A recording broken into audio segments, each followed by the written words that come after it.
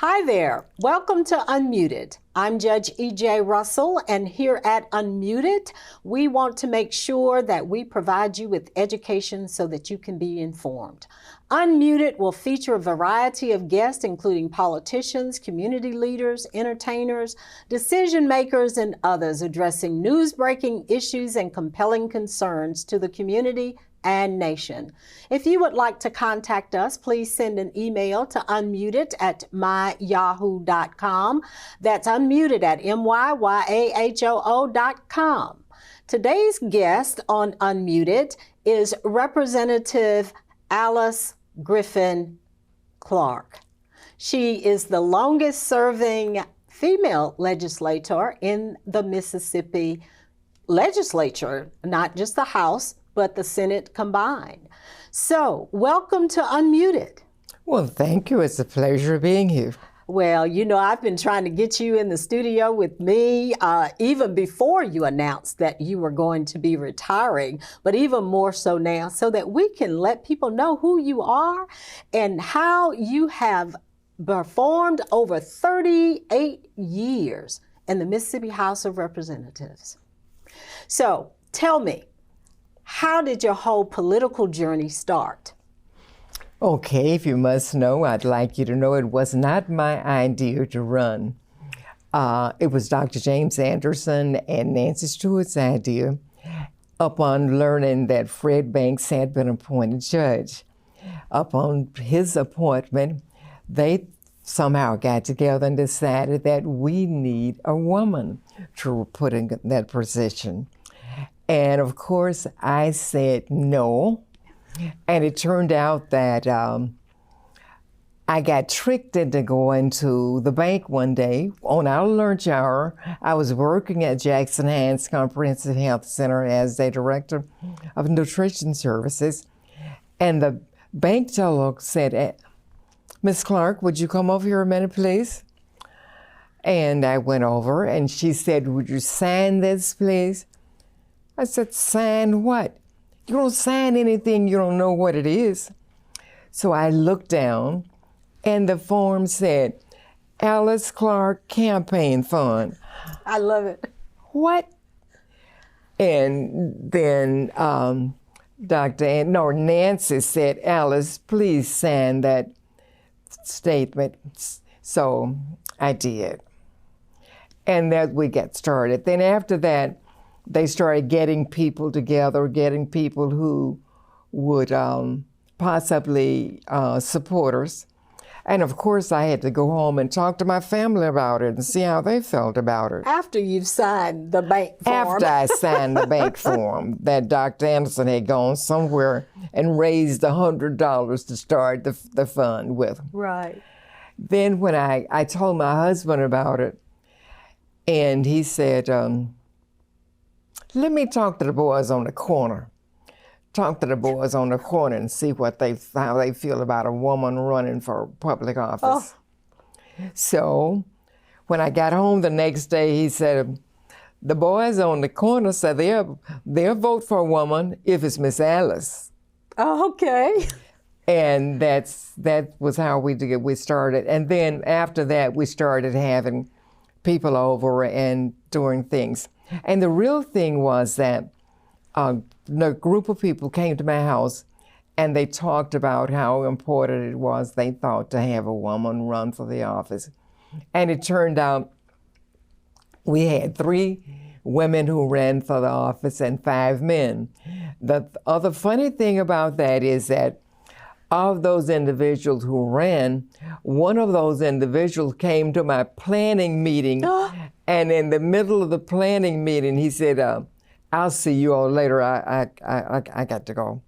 And it turned out that person went home, and the next day he signed up to run against you. Yes. Wow. But that was okay. It turned out great. Yeah, you got elected, and this was back in 1983. 85. March of 1985. Okay. And I almost won the first election, but I was in a runoff. Mm-hmm. I was in a runoff with my senator, Solid Norwood. solid Norwood, and I was. Well, he wasn't a senator back No, then, that just he so was that not. He the was listeners he was solid Norwood. Yes. He was my neighbor, and turned out good. And I always admired him because he was such a good sport. When we did the counting of the ballots, and he was one of the first ones up to my husband's office to congratulate me for having won the election. Okay, well, that is great. How were you initially received once you got to the Mississippi House of Representatives? I would say very, very well. Okay. Very, very well. The boys were nice to me, and at least they're nice in their way. But I guess the thing that really shocked me was when I was sworn in, when I looked up in the balcony, and there were so many people who were so happy. It appeared that to see a woman being elected, I never thought that they would be thinking that way or they were feeling that way about somebody getting elected. But it turned out that it was great and that they've been troopers. And see, I didn't have a lot of money to run. I just had a lot of people working.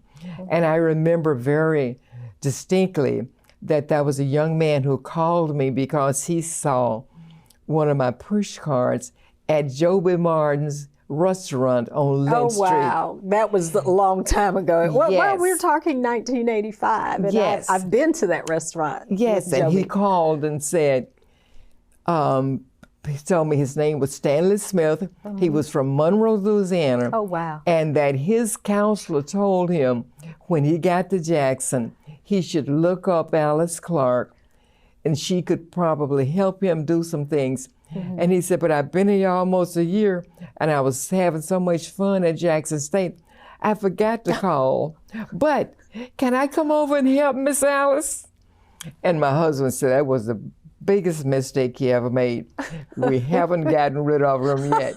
He turned out to be our adopted son. Oh, I tell you, you've got some great stories going there. So tell us a little bit about some of your first legislative efforts, some of the bills that you might have introduced to help the community, because that's kind of what you've always been known for, working in the community. Well, what I've always wanted to do was what the constituents wanted me to do. One of my very first bills I got introduced was as a result of my working at Jackson Hines Comprehensive Health Center. I was their Director of Nutrition Services.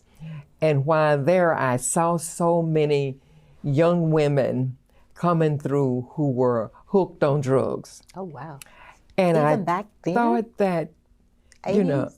I felt for the babies, because I had been reading something and it says that if the mothers were on drugs, the babies would be born hooked on drugs.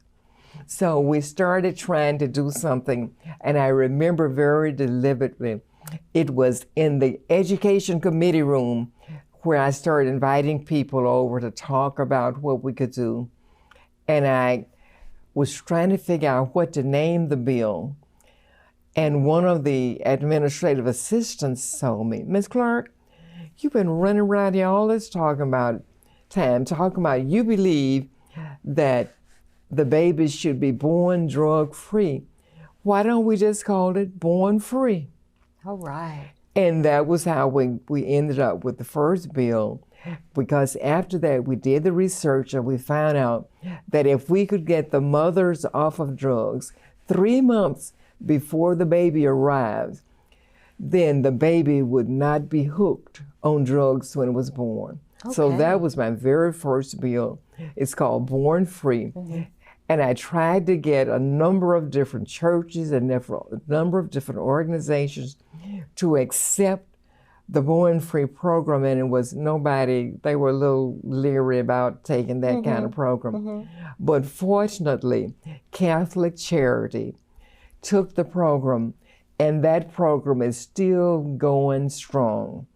Wow. The thing is now that the Born Free program is out of the city of Jackson, and a number of people with Catholic Charity and other organizations have put that program in their will. Oh. And one man left his beautiful home to Born Free, so the mothers and the children would have somewhere to stay while the mothers were being treated.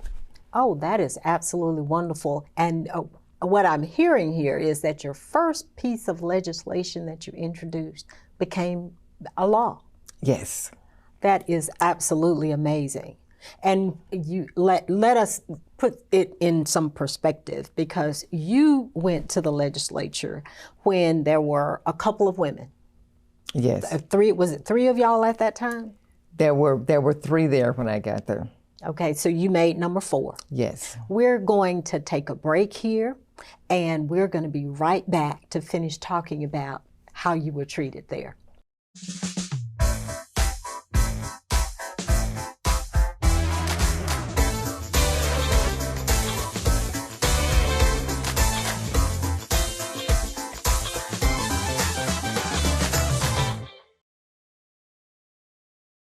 I am Chef Shishi, the owner of Just in Time, the featured chef of the JMMF Culinary Kitchen, where we prepare farm-to-fork centered, healthier, all-natural foods in the urban community. Footprint Farms is a beautiful 68-acre vegetable and cattle farm located in Jackson, Mississippi, and is Mississippi's largest urban farm. The mission of Footprint Farms is to provide the community access to healthy food choices, introduce our youth to agriculture, and provide training and technical assistance to small farmers and ranchers. The farm is open to the public every Friday from 2:30 to 5:30 p.m. to purchase fresh produce or visit us at the Mississippi Farmers Market located near the fairgrounds. We accept all forms of payment, including EBT and SNAP benefits. Looking for a beautiful venue for your next wedding, family reunion, or dinner? Footprint Farms offers a 3,000 square foot facility on 5 beautiful acres, perfect for your next event. For more information, visit our website at footprintfarms.com, Facebook and Instagram at Footprint Farms, or call us at 601-910-5534. Footprint Farms, farm fresh, city sweet. Welcome back to Unmuted. Our guest today is Representative Alyce Griffin-Clarke, and she was sharing with us beginning the saga of the service in the House of Representatives. There were 3 women. You made number 4 when you got there. You were the only African-American female at that time. How many men were there? I don't know if there are 22 districts, so we'll say there was 118. Okay, 118, and plus the 4 women made 122, right, which is the total count for the Mississippi House of Representatives. What a minority you guys made, all 4 of you together. And you being even more of a minority. Were there other African-American men there at the time, beyond Robert Clark, of course? There were. Okay. If I make no mistake, there were 22 at the time. 22 African-Americans there in 1985? Yeah, I think there were. I mean, I really am not sure. Okay. But I know that Percy Watson was there, and Percy has been there for. He's the longest serving House member that I'm aware of. But it was, I think it was Horace Buckley was there at the time, who's my pastor. Senator Kirksey was there, but he was in the other house. But there were some there. There were a few there. Well, good. Fredericks down on the yes, on the Gulf Coast. He used to be chair of agriculture. Was there. Charles Young from over in Charles Meridian. Young was there, yes. So you did have some support there, unlike when Robert went, nobody was there with him. Right, and they even cut the bench so they wouldn't have to sit beside him. Right. Well, I think you have maybe a couple of stories, or at least one, about the bathrooms for females. Do you want to share that with us? Well, it's just the bathroom story. If you must know. What happened, EJ, was that one of the legislators down on the coast got elected, Diane Peranich, and when Representative Perenich came. The security people came over and said, Representative Perenich, here's your key to the bathroom. And I looked, key to the bathroom? I said, it's never been locked when I was down there. Down there. And I noticed that two of the other ladies looked kind of strangely at each other. And I guess some of them, I know that one of them was shocked that I didn't have a key to the bathroom. I guess they thought just like they got a key to the bathroom, everybody else got one. But that hurt to know that there was a key that some ladies had that I knew nothing about. And here I've been here almost 3 years. Wow. And so I went home and I told my husband, I said, I learned something today. He said, you know, you learn something every day, so okay, what did you learn today? Right. I said, I learned that there's a bathroom that the white ladies have that I know nothing about. And the first thing he said was, did you report it to the media? I said, no. He said, okay, when are you gonna do that? I said, then a few minutes later, not too many minutes later, it appeared. He said, Alyce, are you gonna tell the media, or do I need to tell them? So I decided, I said, well, I guess I better get up and go on and tell them. So I called them and told them that I had an experience today I wanted to share with them. And I told them what it was that I had learned. So that was it. But when I went to the Capitol the next day, when I drove on the lot, I was met by the security people. And they said, Ms. Clarke, here's your key to the bathroom. And I said, thank you, but no thank you. They said, the speaker told us to make sure you get this key, Ms. Clarke. I said, well, tell the speaker I haven't had one all this time, all these years, that I don't want one today. So they had to go back and tell the speaker what I said. The next thing I knew, I was being called into the speaker's office. And the speaker said, Representative Clarke, I did not know that you did not have a key to the bathroom. And if I can get you to promise me that you won't tell the media, we can start working on a bathroom for the ladies today, and I'll make you chairman of the committee. Oh, wow. He said, can I get you to promise that you will not tell the media? I said, yes, sir. I promise you I won't tell him, because I told him last night.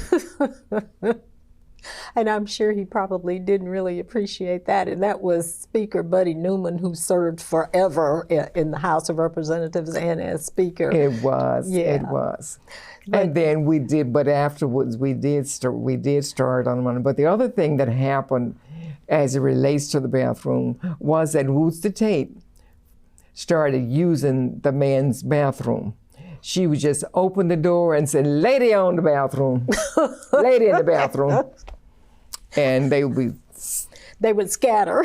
They would start scattering in all kind of ways. So yeah, but Wootsy was that kind of an in-your-face kind of a representative, yes, for and sure, I really from down in Picayune, Mississippi. Wootsy told me, she said, Alyce, I'm so sorry, I had no idea you didn't have a key to the bathroom. Right.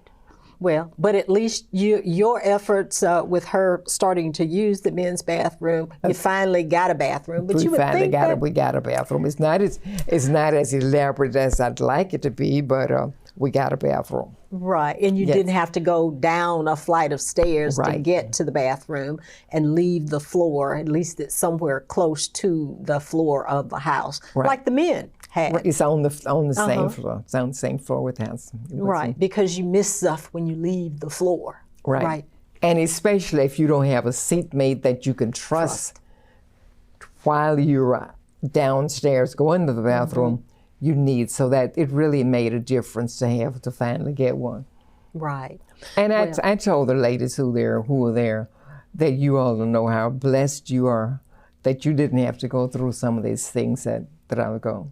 Some of the other things you mentioned, we mentioned might have happened was that sometimes there would be meetings before the meetings, so you wouldn't know anything about it, but they had already decided what they were going to do on certain bills before you even get there.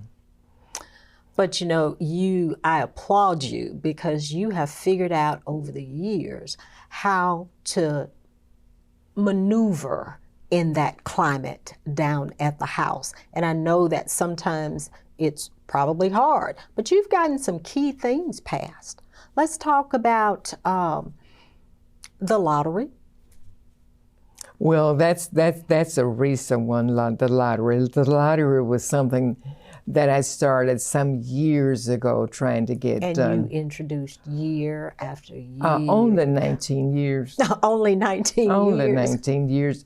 But then what happened was that it just didn't make sense to me to see our people going to other states, going to Louisiana, going over to Tennessee and the other states, when our children and our people needed the money.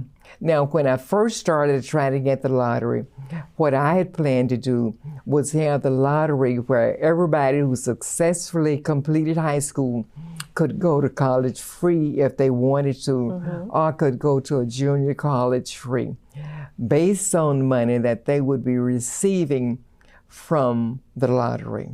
Because that's what a couple of other states have done. Right. And it's gone quite well. The kids don't have to pay to go to college. They just go on the lottery money. And it helps a lot. And we know that education is the key to everything else. And if we can educate our people, we won't have some of these problems we're having. But as it turned out, that once the lottery started coming in and the money started coming in, somebody got the idea that the money should be put on roads and bridges. And only after it made up to $80 million could the money start going to education. And I don't think that they had any idea that the lottery money was going to be coming in the way it is, because the money for the lottery has been mega bucks for our state. It has, and it has broken all of the projections that they had for it. But one thing you and I both know, there's going to have to be some monitoring of how much money is going to education and whether it's reaching the children or if it's going into administrative overhead. Because a lot of times you find situations where all of the administrators are getting paid the big bucks, but the teachers, the folk who are actually impacting those children, aren't getting the money. Very, very, very true. So that's a great caveat. Go ahead. Yeah, no, I'm saying that's what we need, and that's what I've been asking. A couple of times I've asked Pierre to look into it and see how much actually is going into education and not just into administrative kind of things. Well, and I hope you will agree, but I see where we're having some big winners, at least 2 or 3 already in Mississippi, multi-million-dollar winners. So that's life-changing. That's game-changing for some Mississippians and hopefully their families as a result of the lottery. That's true. I was surprised to see one down on the coast, one in Laurel, another one some other place. Maybe but like I have been fortunate. Hazelhurst, I think. Hazelhurst. Yes, Hazelhurst, yeah. And I've been fortunate enough, since we've been playing lotteries, I have won one time. And what I got was a free ticket. But you had to another play chance again. That was to all win. I've ever won. Well, we're going to continue with some more of your legislative history here in a minute. We'll be back.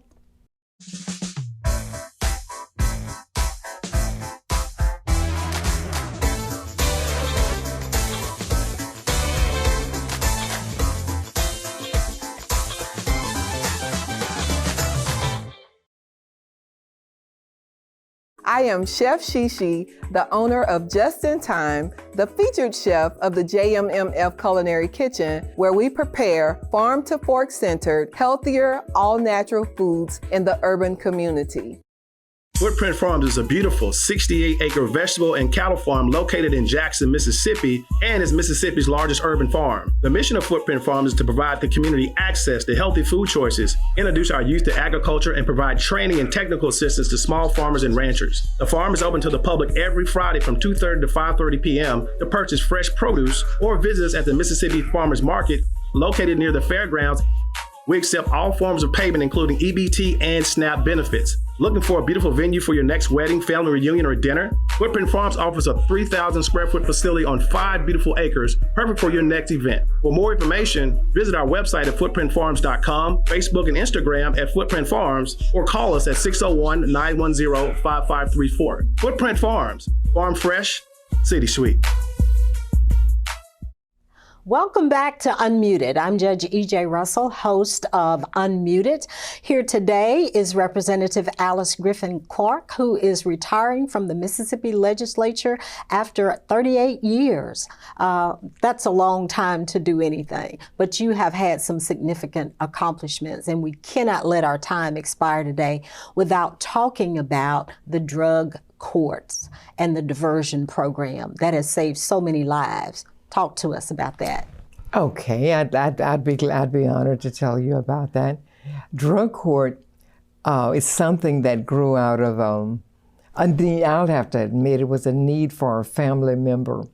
I have a stepson who's a drug addict, and I have been talking about the fact that we needed to do something about it. And at that time, my husband wasn't feeling well, and he would be up watching CNN day in and day out. And he woke me up late one night. He said, baby, I hate to wake you up. He said, but they're doing in Florida what you've been saying needs to be done. And they're doing it in Florida and a couple of other states, so I just wanted you to see it.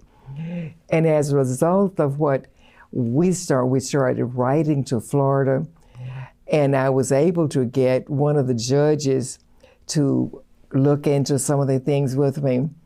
And as a result of that, we were able to finally get a drug court. Now, it wasn't easy getting drug court for Mississippians because there were people who just didn't believe that we needed the drug court until some of their family members had a problem with drugs.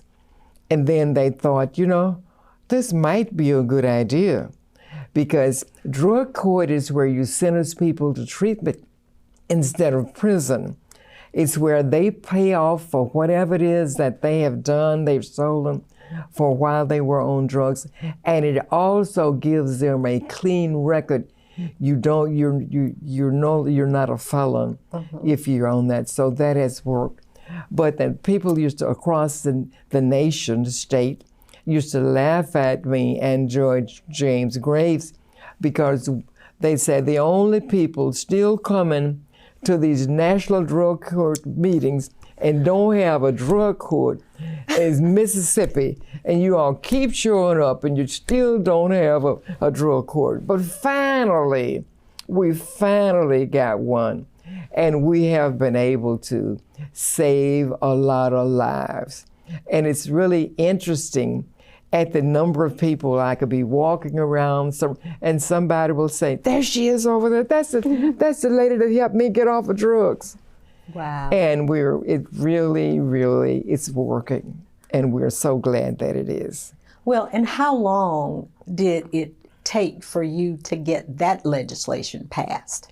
If I remember correctly, it took us about 9 years. Wow. Before we could get.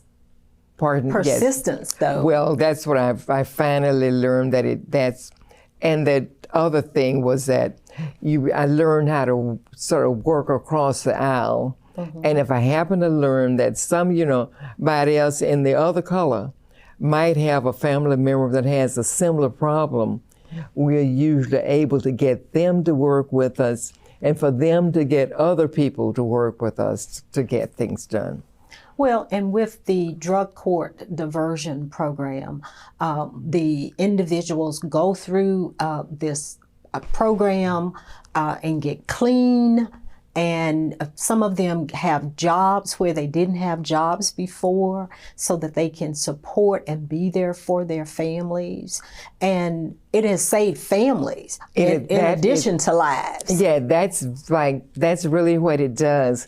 It saves family, it saves that individual, it saves the family, it saves the community. It works all around. It's an all around help. So that's what's been so good about the drug court program. And I'm so glad that you were able to know about all those things that drug courts have done. Oh, yeah. Oh, yeah. Very important. And once again, too, you end up with a clean record so that your life is not ruined because you were addicted and you were doing criminal things. So you can't get a job, you can't vote, you can't do anything. And that's why I tell kids all the time, you need to do everything you can, stay off of drugs.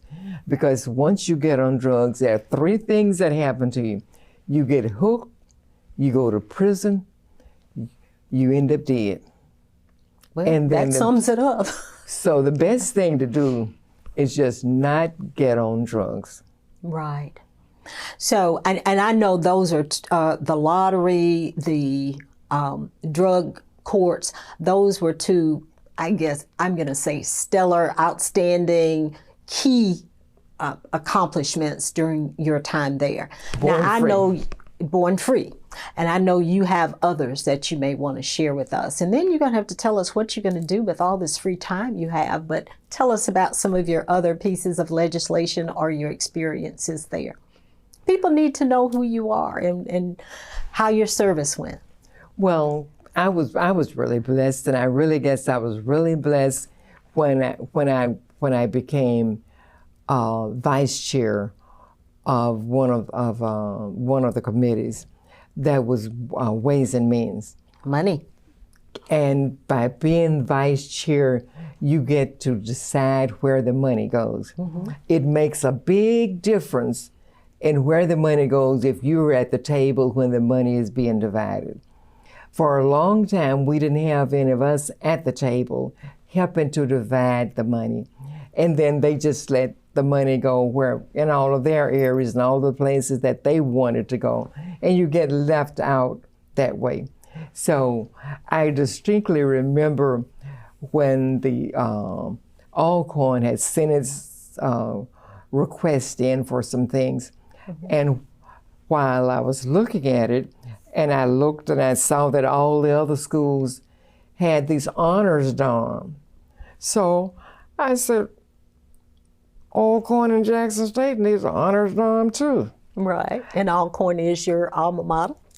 Just want to throw that in there. Yes. Mm-hmm. So then somebody asked me, they said it wasn't on Alcorn's list. Why? How they get this honors dorm on here? I said the students. The students said they wanted one, they needed one.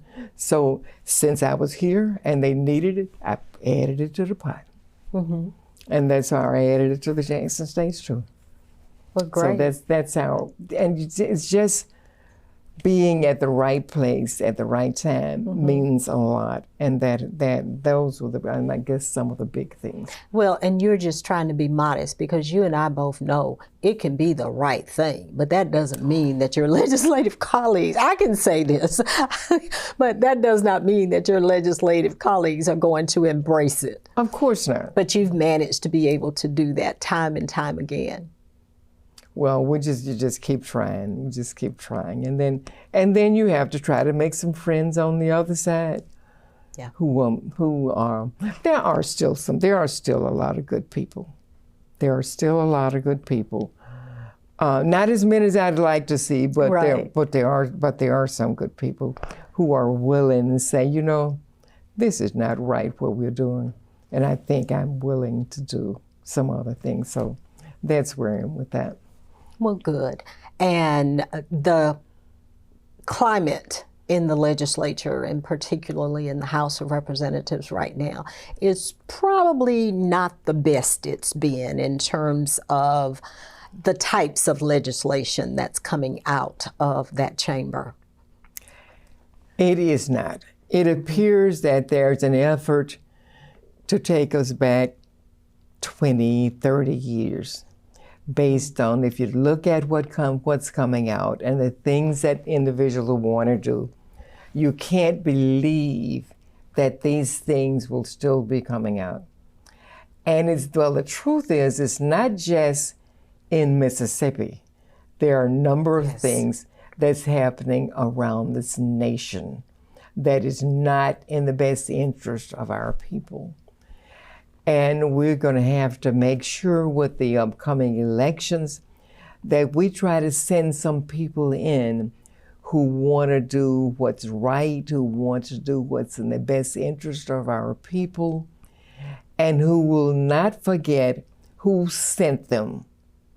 Now, sometimes people get in and they forget from whence they've come. So we need to make sure when we're talking with them before they are elected. When they're asking for your vote. Yes, that you remind them that you want somebody who's going to remember our communities when they're doing those kind of things. So that's about it. MAEP, educational funding. Of course, it's only been funded a couple of times since it was enacted, 15, 20 years ago? What do you think is going to move the needle on that? I am not sure, but it appears to me that for some reason it looked like my colleagues don't believe in education. But hopefully we will soon be, if we can get leadership that's really interested in education, we'll do that. Because remember when Billy McCoy was there, education was flourishing. And enough other people. We need to get, when we're selecting our governor in the upcoming election, we need to find out how they feel about education and if they are aware of the importance of education. Because in my opinion, education can make a difference for the individuals, for the community, and for the whole world. But it's going to take us working together to get that done.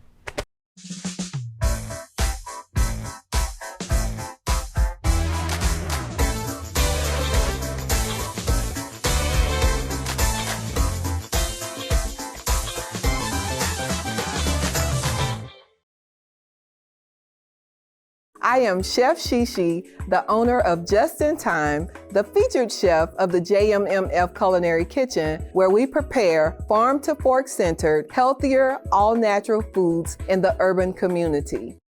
Footprint Farms is a beautiful 68-acre vegetable and cattle farm located in Jackson, Mississippi, and is Mississippi's largest urban farm. The mission of Footprint Farms is to provide the community access to healthy food choices, introduce our youth to agriculture, and provide training and technical assistance to small farmers and ranchers. The farm is open to the public every Friday from 2:30 to 5:30 p.m. to purchase fresh produce or visit us at the Mississippi Farmers Market located near the fairgrounds. We accept all forms of payment, including EBT and SNAP benefits. Looking for a beautiful venue for your next wedding, family reunion, or dinner? Footprint Farms offers a 3,000 square foot facility on 5 beautiful acres, perfect for your next event. For more information, visit our website at footprintfarms.com, Facebook and Instagram at Footprint Farms, or call us at 601-910-5534. Footprint Farms, farm fresh, city sweet. Welcome back to Unmuted, and I am your host, EJ Russell, here with Representative Alyce Griffin-Clarke with the Mississippi House of Representatives, and she is retiring from the service to her community and her state there. So, you live in Jackson, you represent Jackson. I just want to get an in-house feel of what's going on with all of this effort to take the power away from the voters of Jackson. Now that's my verbiage, because the people who are sponsoring this legislation says they just want to help. Well, it seems to be a kind of strange way of helping. You know, like sometimes people want to help you out, help you out of what you're trying to get. But the other thing is that I'd be negligent if I didn't indicate that we need to sometimes help ourselves. Some of the things that we've done have not been in the best interest, it appears, of ourselves, and we have to learn how to work together. So we want some other people to work with us. In my opinion, we need to work together as well. So, but we have looked at it, and we do know that there are a number of efforts being made to take things from Jackson. But we're going to have to try to do what we can to make sure we're doing all of our things that we can to keep as many things in Jackson as we can. Well, and as I look around, though, with legislative action, so many of the State Departments seem to have moved outside of Jackson, even though they still have buildings here. You know, we have empty buildings that they have left here. And what I did a bill that would say that all state buildings, all state offices, all state agencies must remain in the capital city. Because to me, it's unfair for you to have to go out of town, drive miles, trying to get a driver's license, trying to get a number of things that should be in your capital city. I couldn't find any other capital where the agencies have been allowed to move out of town.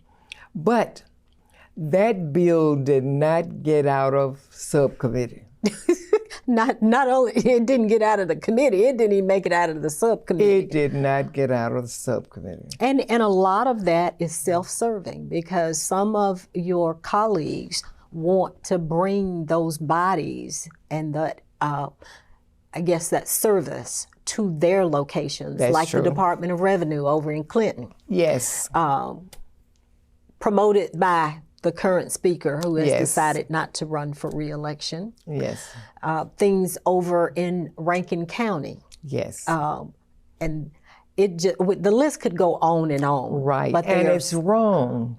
Well, and then the state buildings that are still left, they don't want to pay taxes. They don't want to just make a contribution in lieu of taxes, but they still want city services. Yes. Yes. And those How do they justify those that? are some of the things that we're dealing with. We're having dealt with. They have not been able to justify them. All they can say, they put it on the water. They said the water's not. But the water has really just become at crisis level in the last 3-4 years. I mean, it's been a problem, and we know we have these breaks, but the crisis has not been there as it is now. Any excuse will do to get done what we want to get done, and that's, I think, what's happening. That's so unfortunate for our capital city. It's so very, very unfortunate. Well, do you have any proposed solutions to that kind of a thing? I know you said you introduced a bill that would mandate that state offices, state services, state employees needed to be working in the capital city. I did. That is Jackson.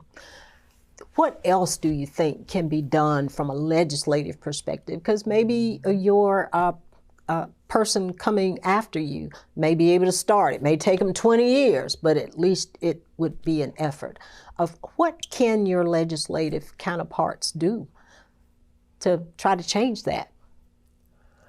Well, like I said, first thing, I think we need to start working together. We need to work together on some things to do to improve things where the states will not have any excuse to trying to take services out of our city. Let me interrupt you there, because I was reading an article the other day, and I'm trying to remember who did the study and analysis. But, you know, the legislature wants to do House Bill 1020 to put in judges and all of that, because they talk about crime in Jackson. But then, and the backlog. But then there were other counties and other judicial districts that have a higher backlog than the city of Jackson. But there's been no effort to take over them. And then you have civil litigation going to be authorized in this new judicial district. But that's not crime. So work with me here. Talk to me, Representative. Well, the truth is that it just doesn't seem to be fair, and it appears that they don't want to be fair. Because all of us know what they're trying to do isn't right, and they wouldn't do it in any other place. And, you know, we don't want to get into this race kind of thing. Sometimes it is what it is. But we do know that if the city was not predominantly black, in my opinion, these kind of things would not even be thought of, not let alone enacted. They would not be thought of. But those are some things that seem to be just creeping back on us, and that's what I think it is. And that's why it's so very important for people to go to the polls and make informed decisions. Yes. When they vote. Yes. Are we going to be back on the plantation? It appears that that we're on our way. But then there will be some people who I'm sure, well, you know, I don't want to bring this up, but you know, you did. Somebody said that certain things, if you did that, they'd be sitting on the front row. Well, yeah. So and you can't say it, but I can see it. And that was our U.S. Senator Cindy Hyde-Smith. She wanted to be sitting on the front row at the hanging. And that's only been a couple of years in our past that statement was made. I can say it. Like I said, I understand your position. Well, but you know, I'm leaving, so I can say it. I could have said it, but it's just so unfortunate that we still have some of this going on. And as a matter of fact, we have a lot of that kind of thing going on. Well, and a lot of that kind of thing going on, but not spoken about and not talked about either. Right. They say they didn't say it, but they sure thought it.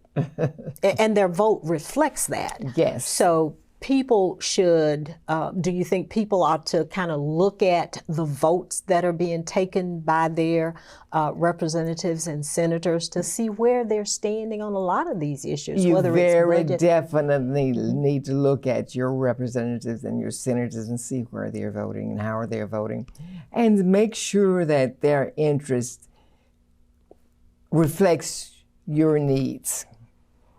Well, and not trying to, and it's not going to happen in this election cycle, and not trying to promote people running for office, but sometimes you need to run against folk to get them to think a little bit differently and know and understand that there are people out there who are watching you, people are running against you, so that maybe they can raise the issues.